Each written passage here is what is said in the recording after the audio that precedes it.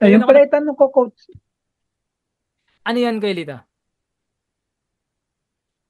Wala si kay Lito. Yung mga, yung dito sa dashboard, yung ipopromote, ilang beses ka ba dapat mag-promote sa isang linggo? Hmm, Pinopost ko yung mga, ano, hindi. Kung ano po Kuya Lito, kung wala kayong budget para mag-Facebook ads at saka talagang iaasa nyo lang talaga sa organic marketing, dapat yan araw-araw. Kasi libre lang naman po araw-araw. yan eh. Tama? Ang gagawin nyo, magpo-post kayo 'di ba ng ano? 'Di ba tinuro ko na 'yon nung makaraan? Magpo-post kayo Oo, dun sa ano, sa ano niyo, sa parang what's on your mind, then yung link nasa comment section, tama? Tapos no, dapat daily sineshare niyo rin po sa story. Sa sa my story. daily, Sa my day po, my day. Ganun. sa my day. Oo, tapos iwasan niyo pong mag-share ng mga ibang mga link katulad nung may napanood kang news, i-share mo rin sa feed mo. Tapos may napanood kang nakakatawa, sinare mo rin dun sa feed mo. Bakit? Kasi ang nangyayari, nakatabunan po yung pinopost ninyo. Ang Ay, nangyayari, ganun. ganun po eh, nangyayari kayo dito. Kaya yung pinost mo, hindi na nakikita ng mga friends mo. Yung ginawa nating another page, yung holistic, Opo. yung ipinopost ko ba doon, iba doon sa ipinopost ko sa Facebook ko o parehas lang? Parehas lang po yun. Pero, isi-share mo pa rin siya dun sa may main profile niyo po.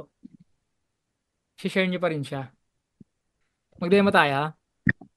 Okay lang. O sige ko, I-share tayo ng screen para ano. So yan, then, matipid naman, ano pa?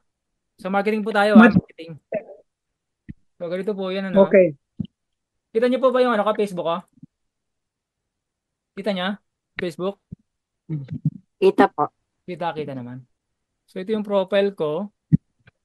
So dapat ang nakalagin profile mo. Ayan dito Tapos hanapin mo ngayon yung page mo. Become Evergreen Hub. Ayan, search natin. Ayan. Pag kinlik mo yan, makikita mo yung mga pinopost mo dyan kung may pinost ka. Ayan. Dapat ang nakalagin yung profile mo na main. Tapos, yung post na gusto mong i-share sa ano mo, sa main account mo ganito. Share mo siya ganito, share. Like, comment, share. Yan, share. Tapos, pwedeng sa My Day. Ito, your story. Di ba pag your story, My Day? Yan. Tama? Or ngayon nyo lang narinig yun?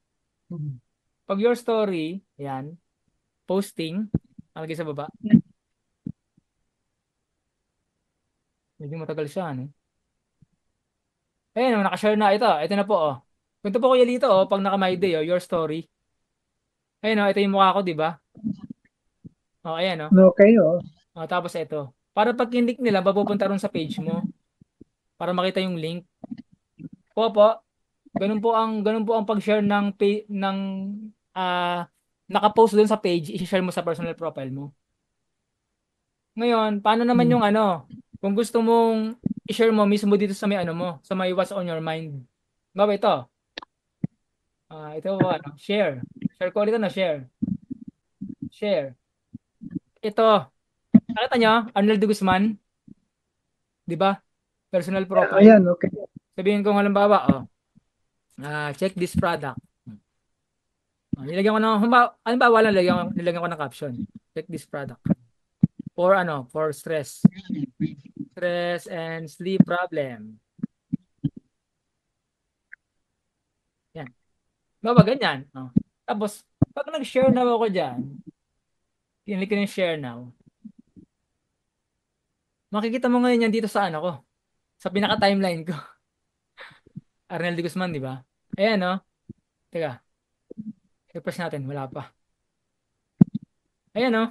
Nakashare na ngayon sa ano ko, sa profile ko. Yung nakapost dun sa big page. Hmm. Nakakuha nyo ba? Hindi naman siya mahirap, tama?